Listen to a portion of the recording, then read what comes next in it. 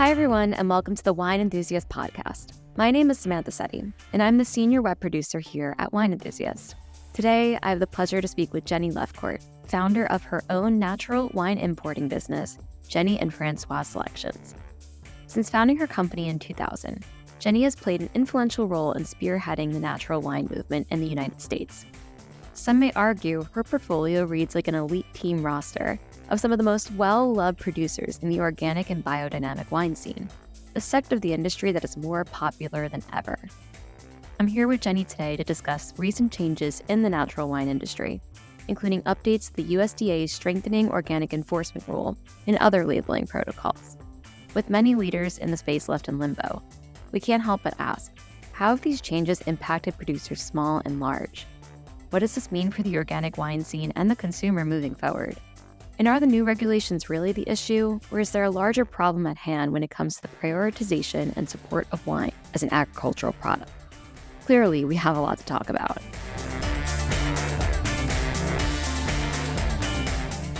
I'd love to start by learning a little bit more of what brought you to where you are today, if you don't mind sharing a little bit more backstory to you and your role in the natural wine scene. Thank you so much for having me. I'm happy to share that story. Yeah, I moved to France at first to do junior semester abroad, and then I went back after finishing college. And I enrolled in a master's program there, and I was going to be a professor of French literature and film. I actually did finish my PhD at Harvard. Oh, wow. And I have a degree in the French system as well, a master's degree. But while I was doing that, I got very interested in food and wine. As soon as I moved to France, I thought, amazing. You could sit down and have lunch for an hour and talk politics and hang out with friends. And I just thought it was a much more pleasurable way to live life. And so I started drinking wine and asking questions about wine. And literally one day I was waiting for the bus after studying at the National Library, and I was in front of this bistro, and the bistrotier, the owner of the bistro, came out in his, dressed up for work, and he saw me looking at a poster about wine, and he said, "Oh, are you interested in wine, mademoiselle? Why don't you come in and try something? I want to pour you a glass of something." And so I walked in and I had a glass of wine after work, which was not in my habit in those days. And it was a cloudy Chenin Blanc. I remember exactly what it looked like and tasted like. And it was beautiful. And so that evening I went and got Francois, who I started the company. We co-founded the company and ran it together for a bit before I bought him out in 2008, and now sole owner and president of the company. But at the time, we tasted a bunch of wines with this person who later actually ended up selling his bistro and going off and making wine. But the wines were amazing, and he invited us to come to a wine tasting with like 12 winemakers that weekend in the suburbs of Paris.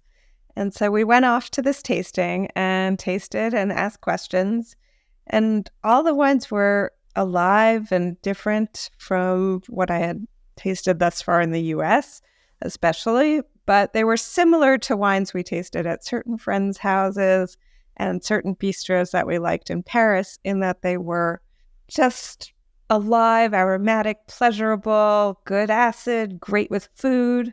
They're what we've come to call natural wines, which even at the time, this was the late 90s, did not have a name yet and did not have a movement yet, per se. But this was the rumblings and the beginnings of what became the natural wine movement, which really started in France and then spread to Italy and all over the world, really.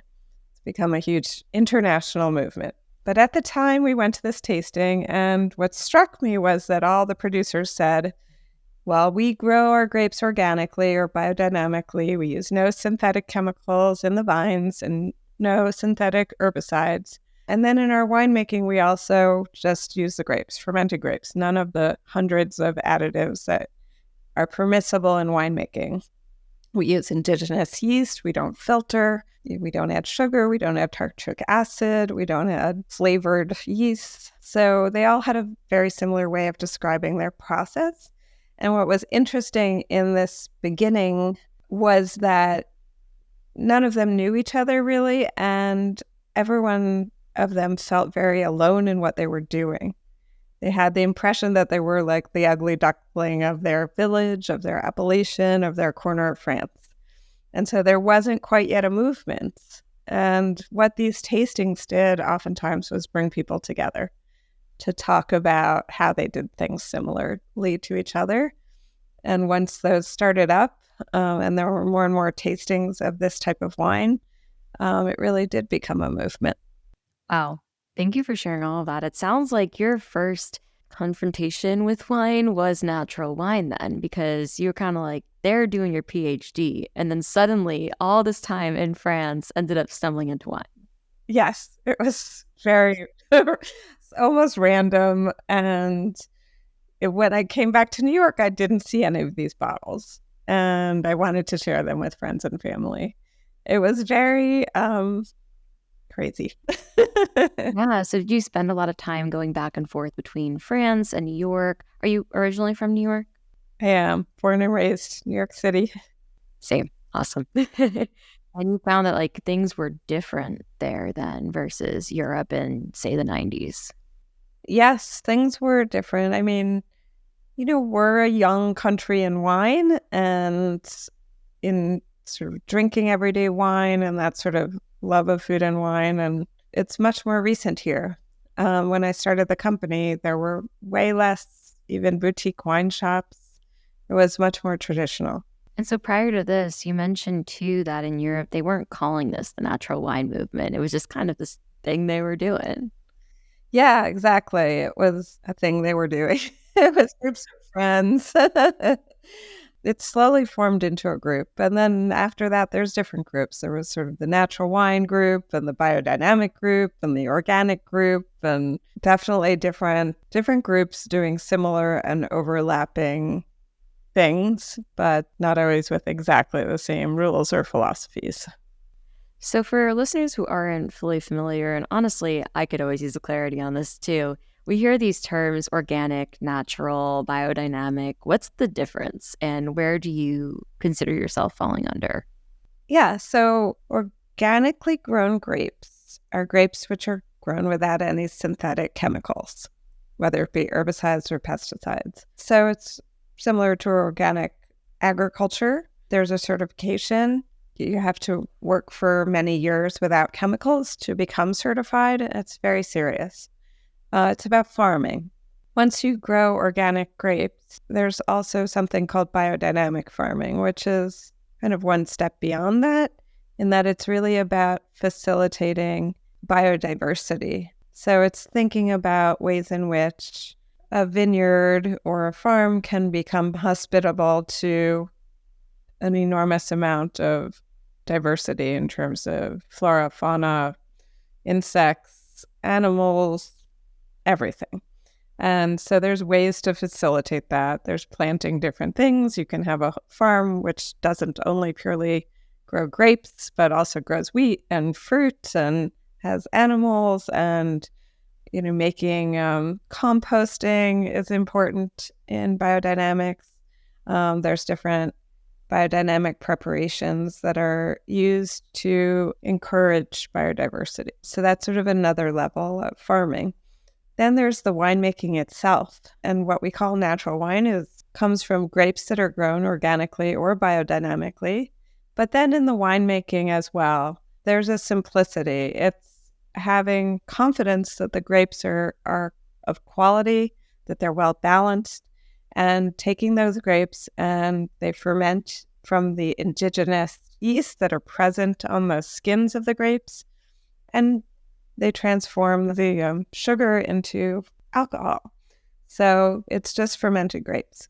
Winemaking, actually, we think of in that way, but it's most of the time not that. Most of the time, it is grapes that are grown using these chemicals, Roundup, everything you can imagine. And then a lab yeast is added.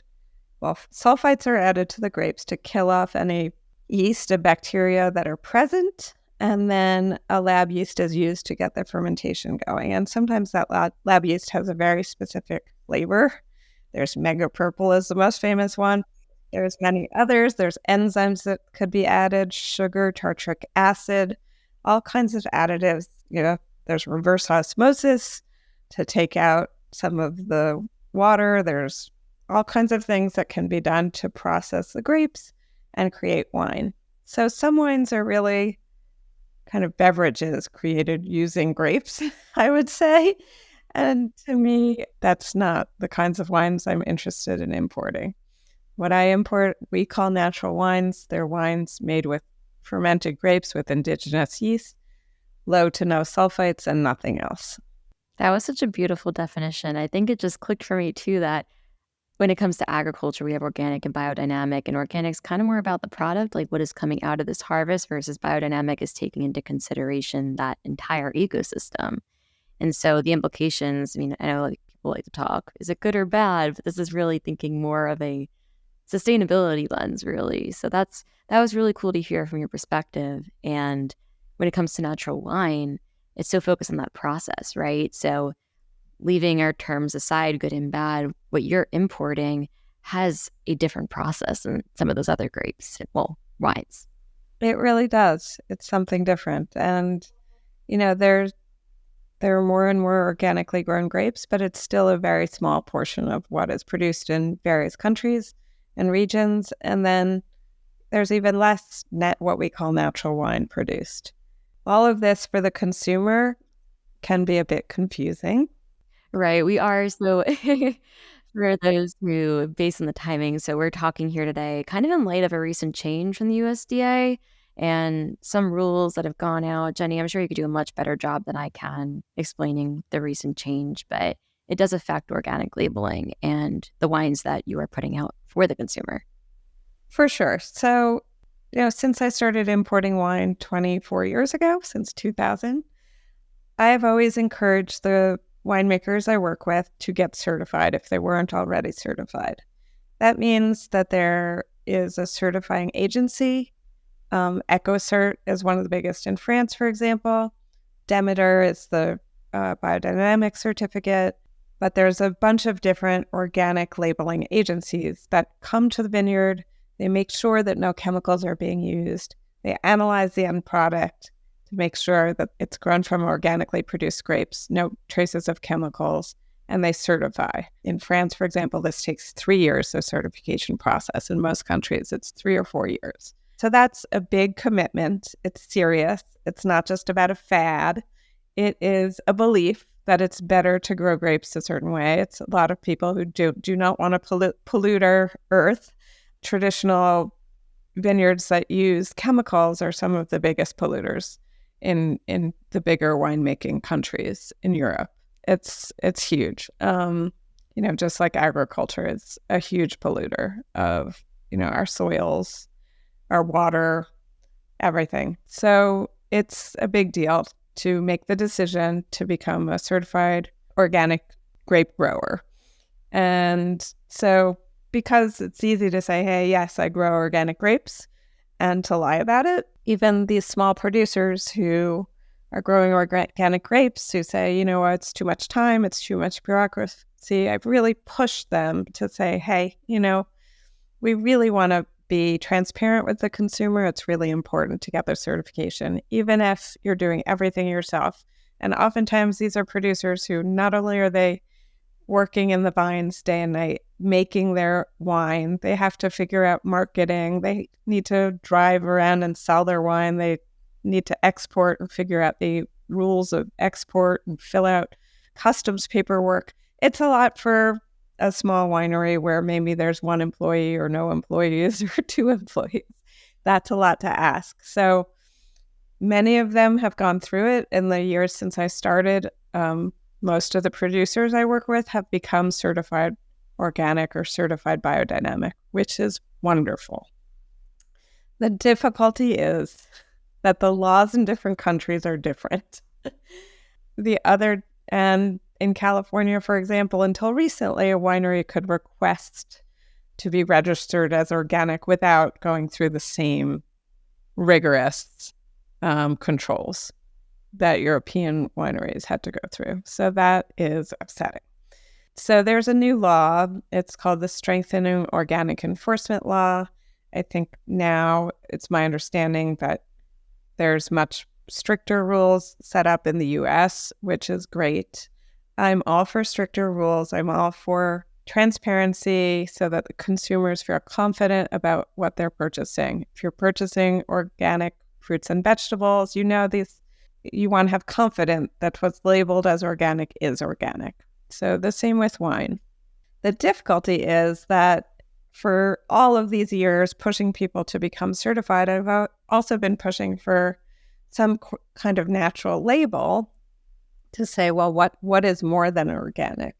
And there's been a big movement in Europe to push for this labeling. And so in recent years, just very recently, they came up in France with something called Vin Méthode Nature. It's a natural wine label. So that could be great. The problem is what's defined as natural here in the US is very, very different.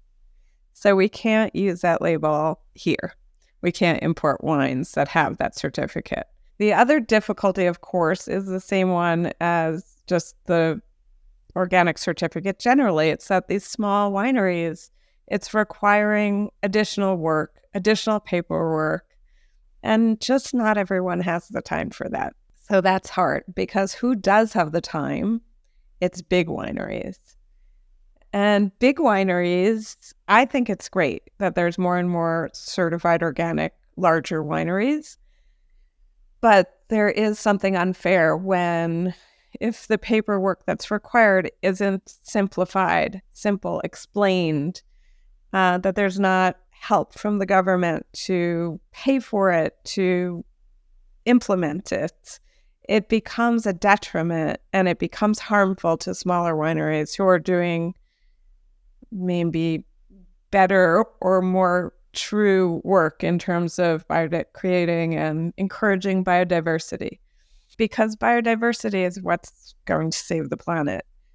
People who are working on their compost and working on making sure bees are comfortable in their vineyards, people who are fixing the most carbon into the soil.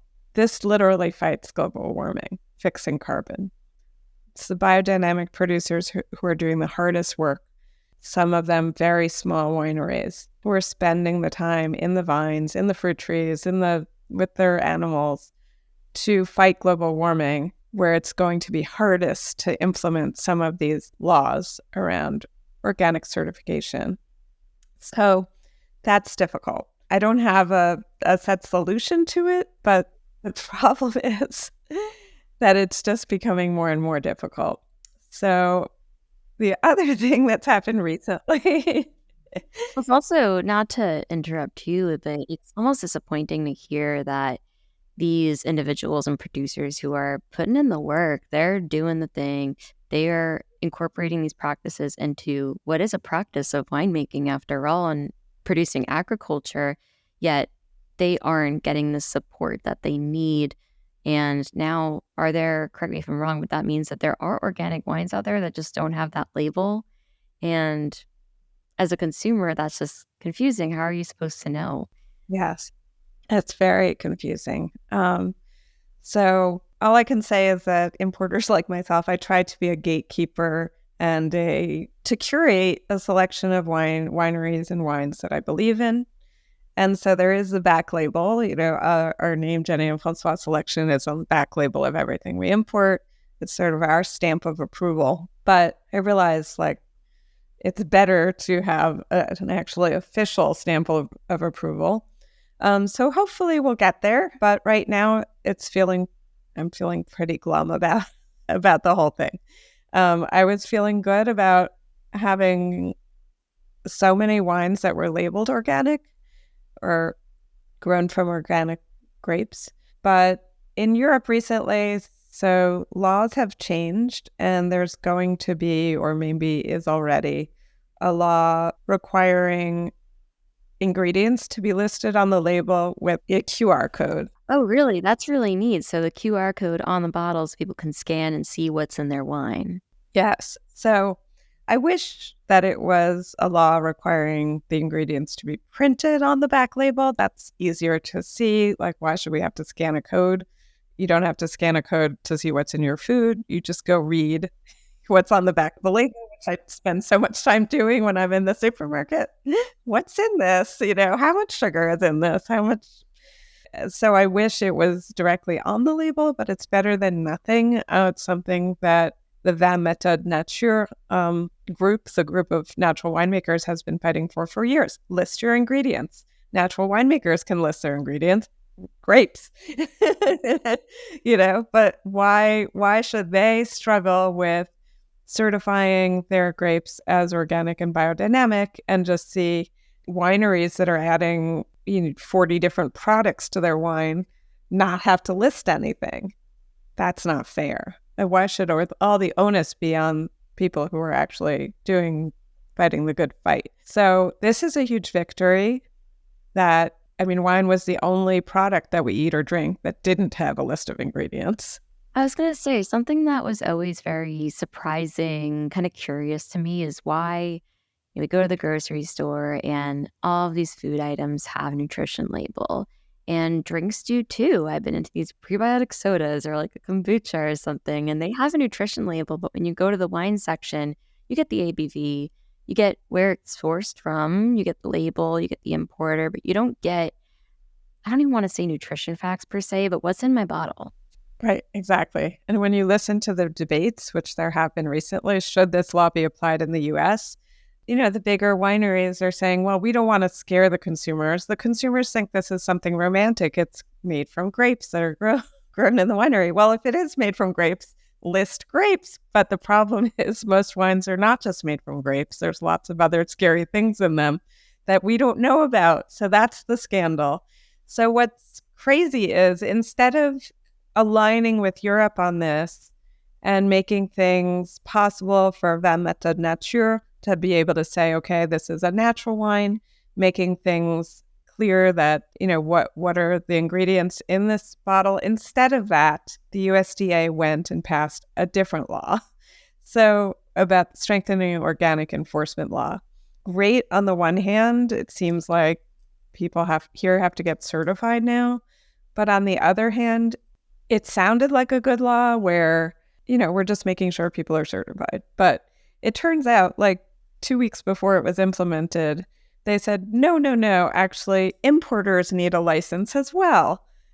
Importers who do not touch or pour wine from one vessel to another, they take something that's already bottled, that's closed with a cork or other, and they move it from one place to another. But now importers have to be certified, but the way this was implemented was very last minute and incredibly confusing. And also the wineries have to be listed on this database, the Organic Integrity Database. And basically, none of the producers I work with understand what's going on. And so at first, in a panic, I rushed in some of the bigger producers' wines that we count on that say organic, that we sell in Whole Foods and other places that really want to see that stamp on there that says certified organic. We rushed in a lot of wine, which is a huge burden to a small importer because there's a cost to that. And then we said, okay, what is this law? And then we were going to run out of our Chianti. So we said, hey, okay, just this time, I know we told you to get certified and put it on the label, but now we want you to take it off of the label because we're not sure it's going to get stuck in customs and we don't really understand what's going on. So why don't you take that off of your label? Your cost, you must reprint. And you don't hear this going on with like produce. Yeah. It's really, really, really difficult. And what's interesting too is how at least the front-facing intent behind it seems really pure and good. We want to make sure that we're not greenwashing and we're not promoting things to be organic and this better kind of promotion and it not be, yet as a result, I feel like that's what's happening. It's like the intent is producing a completely other outcome and kind of hiding what you were calling even those under the cover. There are a bunch of things in our wine that we don't want to know about. Just kind of like letting that propagate because it's so hard to be organic.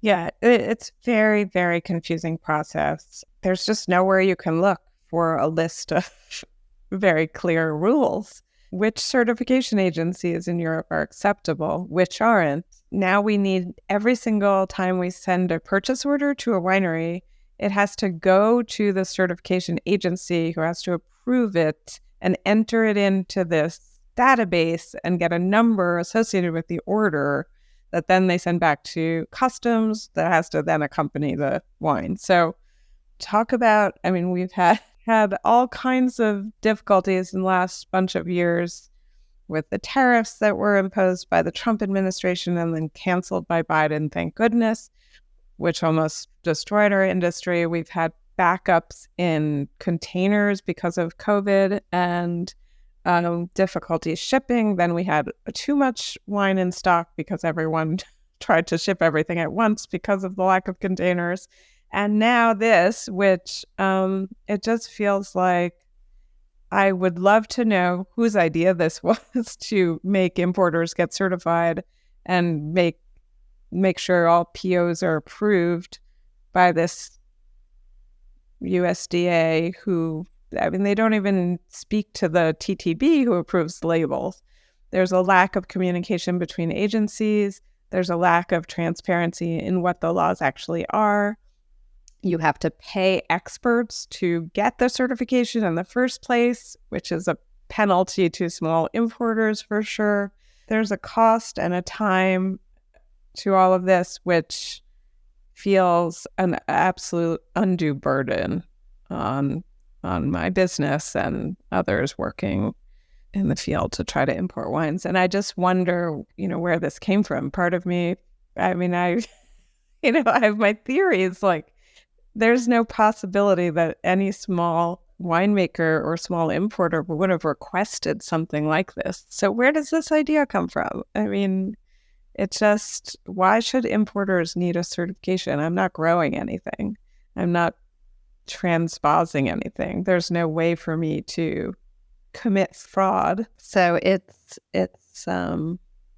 upsetting. And I would like to go to Washington and talk to someone about it. Totally. It sounds like y'all aren't being properly heard, right? And that's just such a human thing. And also in this industry, something that needs to be accounted for, as y'all make up a big proportion of who is importing and producing. And as an importer yourself, where do you find support amidst like all of these challenges that you've faced over the past few years? It's difficult, I mean, a lot of colleagues have been very helpful in sharing information, which is wonderful. But I think, because there's so little organic wine, in a way, well, there is so little organic wine compared to the rest of the wine industry. But there was a huge to-do with the tariffs because the whole industry was affected.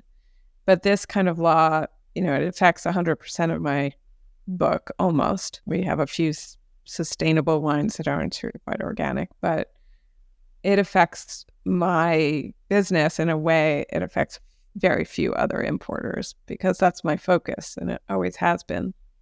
So yeah, it's hard to catch the ear of the government or anyone on this one.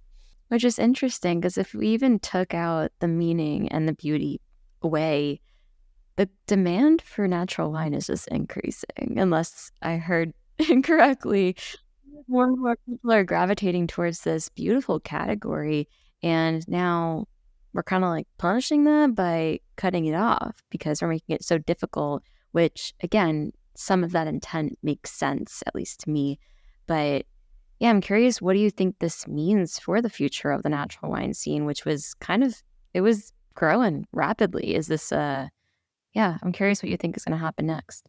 I think we'll continue to grow. I think this is a temporary hiccup, as we've had many, and we'll continue to fight the good fight, and we'll figure it out. We'll have to figure it out. And whether that's going to Washington and lobbying and saying, yes, of course we want to fight fraud. Yes, of course there should be more transparency, but this is not how to do it. And please don't include importers in this law. Let's get on par with Europe. Let's make sure the labeling across different countries that there's similar laws so that these producers don't have to change their label with each country they're working with.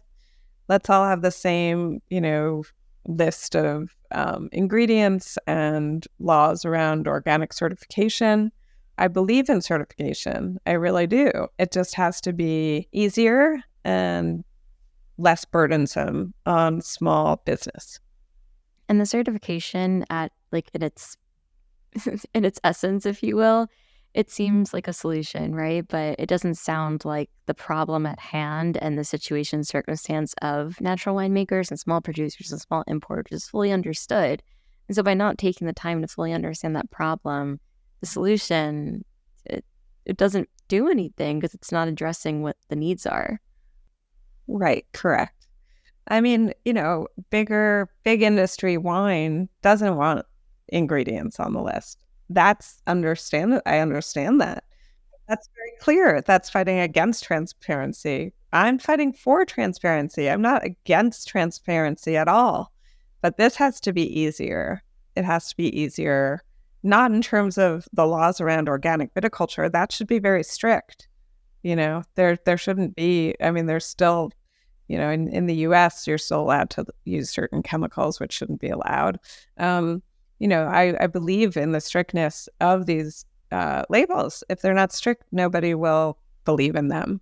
And what we want is organic viticulture to expand. We want organic agriculture to expand. We want biodynamic viticulture and agriculture to expand. That's how we're going to fight global warming. And so it's really bringing awareness to the positives of this kind of way of making wine and the importance of it for the future of our planet and also our pleasure. It may even add meeting y'all where you are, because that seems like a big discrepancy too, that you deserve to have your needs met and be able to accomplish these, what sounds like, an ideal situation, right? What does ideal winemaking look like for the natural winemaker? What does that look like for an importer? And that ideal, I don't think we're there. At least from the sound of it, we're not there. Yeah. No, it's true. And wine growers, grape growers everywhere, agriculture everywhere. There's so much change with global warming. Just a few weeks ago, there was horrible frost in a lot of northern France, for example, and other places in Europe. Really devastating. And so, the energy of these people who are growing grapes has to be put towards finding solutions for that. For example, we work with a producer in Montlhéry, Domaine La Grange Tiphaine, and he's president of his appellation, Damien de la Chenot. And he's fought to put these wind turbines that disrupt the air and make it so the vines don't experience frost. They fought off the frost recently, and it's because he's working with other producers to fight against frost that they succeeded in saving their grapes this year, whereas previously they were pretty devastated by frost. There's so much to do together to preserve a way of life and a history of making wine, and there's good energy to put out there and coming together to do these kinds of things. So hopefully, I have hope that this strengthening organic enforcement will shift and change and will be a tool to defend the work of natural winemakers.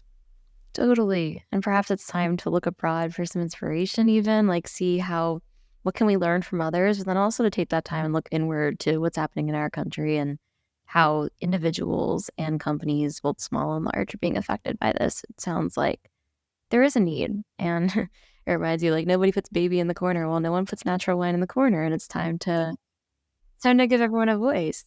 For sure. Yeah, we make a lot of noise. We are, I think it is an expanding category for sure. Our business has grown from a little New York company to a national company. We just opened up a California office, which is super exciting. I just came back from Los Angeles, and there's so many shops and restaurants serving natural wine who are very supportive of natural winemakers and natural wine across the U.S.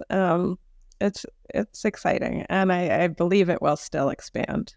Totally. And the natural flow of information. I mean, you got New York City and Los Angeles, which are like two major hubs, if I will, of the country. And so with time, I'm sure it'll start going to those smaller second tier cities as so many things do. And I guess some fun questions as we start to wrap up here. I know you're from New York. So where's one of your favorite places to go sip on a natural or organic wine in the city?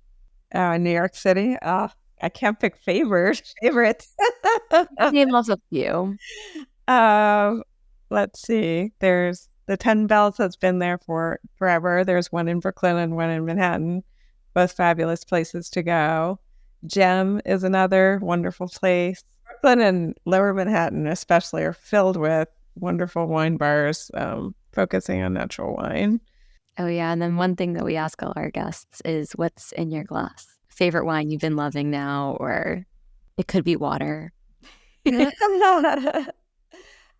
Well, yesterday at this conference on women movers and shakers, we poured a Beaujolais from Remy Dufetre called Super Remy, which is absolutely delicious, easy to love and drink. Cloudy Gamay from Beaujolais, quite beautiful and lots of fun. That's awesome. Well, Jenny, expression of gratitude. Thank you for your time, your work, your hope. I am hopeful for you and your community at large for the future. Thank you, Samantha, for having me. It's really lovely chatting with you, and onward and upward. Thanks so much, yeah. As the industry continues to evolve, we'd love to know, what do you think is in store for the natural wine scene? You can email us your comments and questions at podcast@wineenthusiast.net. Remember, you can subscribe to this podcast on Apple, Google, Spotify, and anywhere else you listen to your favorite shows.